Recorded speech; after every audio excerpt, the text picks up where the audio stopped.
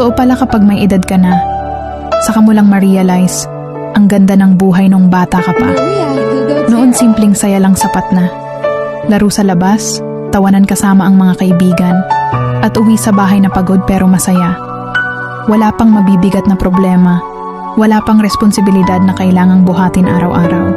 Ang iniisip mo lang noon kung anong laro ang susunod at kung anong oras kakakain.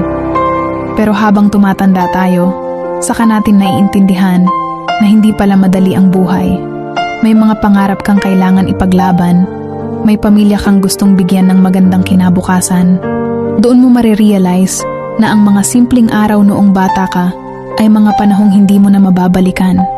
Pero pwede mong gawing inspirasyon para mas lumaban. Kaya kung pagod ka man ngayon, tandaan mo lang, minsan kang naging batang puno ng pangarap.